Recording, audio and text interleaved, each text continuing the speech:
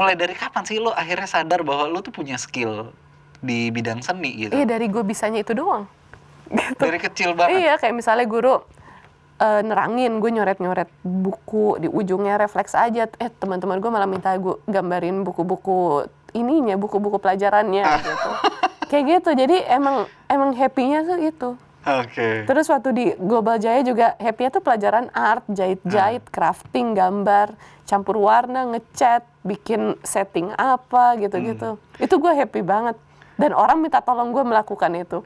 Dan lu sadar itu bisa dikomersilkan mulai kapan? Mulai ketika gue butuh uang buat bertahan hidup sih pastinya. Pas itu jadi ya? Iya, tapi sebenarnya kalau sadar itu dikomersilkan ya pastinya pas saat-saat kuliah ya. Udah terpapar banget harus cari uang. Gue juga hidup sendiri di Malaysia. Gue part-time di Baskin Robbins pada saat itu. Tapi income gue lainnya waktu itu ini dari motongin rambut orang-orang. Karena gue pernah kerja di salon waktu di SMA. Gitu. Dan ternyata skill itu bikin gue bisa bertahan hidup. Paling nggak gue nggak keluar duit buat makan. Karena mungkin student-student lain kayak kalau bayar tuh ya rada berat lah ngeluarin duit. Tapi sebagai gantinya mereka kasih gue makanan. Kayak makan siang, kayak makan malam, atau coklat gitu. Jadi kalau gue potongin rambutnya, mereka bayar gue dengan makanan. Dan itu cukup bikin gue jarang beli makanan. Terus kalau misalnya gue lagi kerja di mall gitu, yang jaga ice cream store itu, gue temenan lah sama orang-orang kayak misalnya di restoran lain, atau kayak Carrefour-nya gitu. Malam-malam kita tukeran staff meal gitu. Atau barang-barang yang misalnya udah nggak bisa dijual, dibawa pulang, terus ya udah dikasih nih, kayak itu buat gue makan itu cukup banget gitu. Jadi intinya banyak, lo bisa ngirit ya dari situ. Bisa banget, dan berteman dengan berbagai orang tanpa lo memandang orang, ternyata setiap pertemanan tuh bisa menyelamatkan lo di saat-saatnya lo nggak duga sih.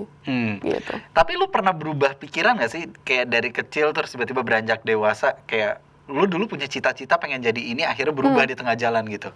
Berubah, sesimpel waktu gue kecil ya, gue tuh cuma pengen jadi seniman doang. Jadi emang dan udah sekarang gue seniman banget. Tapi seniman plus gitu. Asik. Iya. Asik. Dan evolve gitu nggak apa-apa banget. Okay. Iya kan, dunia juga banyak berubah gitu. Tapi dari dulu gue tahu gue kayaknya mau jadi seniman, dan gue akan jadi seniman karena gue bisanya itu.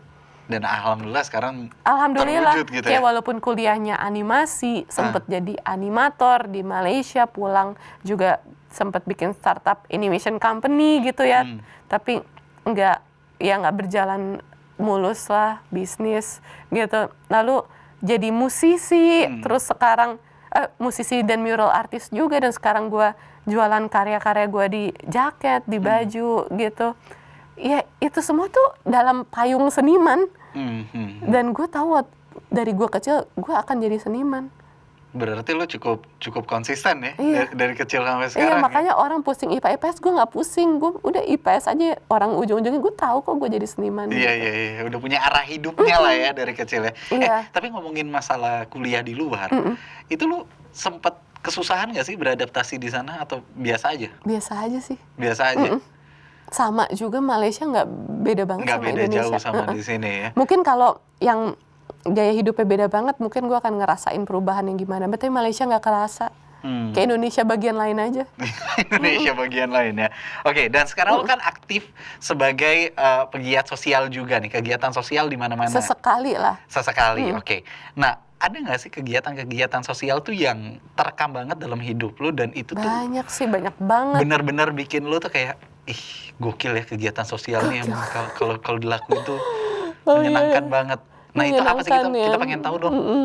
Oke, banyak banget sampai gue bingung, karena gue emang tipe yang memilih volunteering tuh as a lifestyle gitu, dengan mengelilingi diri gue dengan teman-teman yang emang vibe-nya seperti itu. Jadi kayak gue nggak ngerti deh, kayak emang terlalu banyak aja sih cerita. Banyak banget. Iya, apa ya? Banyak banget. Yang ke daerah-daerah mungkin? Banyak. Apa yang terakhir mungkin ke NTT. Jadi ya ada sebuah daerah gitu di NTT, Ronting namanya, di Pulau Flores. Nah waktu itu gue Idul Adha di sana, nggak ada listrik. Tapi ada salah satu penggerak daerahnya, Pak Abu, dia ngambil listrik dari pakai kabel gede gitu dari desa sebelah yang udah ada listrik. Nah terus tiba-tiba ya itu terang karena kita keliling bawa-bawa obor, gue ikut bawa obor sambil takbiran gitu. Itu experience yang luar biasa sih menurut gue. Terus paginya kita sholat Idul Adha, gue lagi nggak sholat, terus gue ngobrol sama yang jaga, Pak Andreas, non Muslim, tapi dia ngejaga banget umat Muslim di sana, yang super minoritas karena Flores itu kan majoritinya Katolik ya. Betul. Tapi ada satu desa mereka ngumpul Muslim, ya 90%-an ada juga non Muslim di desa Ronting itu, dan sebenarnya tuh kenapa ngumpul karena masjidnya ada di situ. Karena bangun masjid kan susah. Membangun sebuah bangunan kan ya susah juga. Jadi gue tuh mulai ngerti kenapa kadang desa-desa tuh terlihat buat orang yang belum masuk banget sekat-sekatnya kok kayak berdasarkan agama banget. Ya sesimpel karena bangun rumah ibadahnya gitu.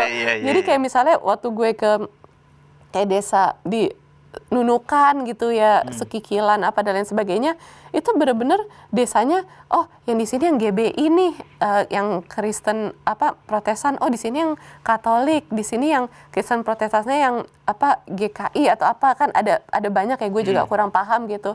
Pas gue ngobrol sama pendeta-pendetanya gitu, ya sesimpel karena emang dibangunnya di desa itu, jadi yang Kristen Protestan ya di desa ini, yang Katolik di desa ini yang lebih ke hilirnya, yang kayak gitu. Jadi akhirnya mereka berkumpul di iya, situ. tapi ya gue lihat tuh toleransi di daerah tuh cukup hangat banget sih. Kadang yang di kompor-komporan yang di kota-kota besar gitu yang gue rasa. Yang gue ngerasain ya bahkan yang kayak di daerah yang Muslimnya tuh hampir kagak ada atau minoritas banget, gue tuh dijaga, sering dikasih ayam hidup buat gue motong sendiri gitu. Atau misalnya mereka abis beli ayam di kabupaten dan ini halal, itu gue baru dikasih, dimasakin. Oh jadi mereka emang bener-bener kalau enggak iya kayak sesuai yang lo mau gitu iya, ya? misalnya gue numpang tidur gitu kayak di rumah pendetanya gitu, pendetanya nawarin gue ayam dong utuh, gue disuruh potong sendiri. Terus lo potong? Enggak, gue nggak bisa. Kalau nggak ada temen cowok gue nggak makan daging sih, karena gue nggak bisa motong-motong gitu. Biasanya anak-anak cowok yang lebih berani gitu. Enggak, gue nggak tega. Lebih baik sayur, telur, tahu gitu. Iya. Atau mereka habis belanja daging halal di kabupaten.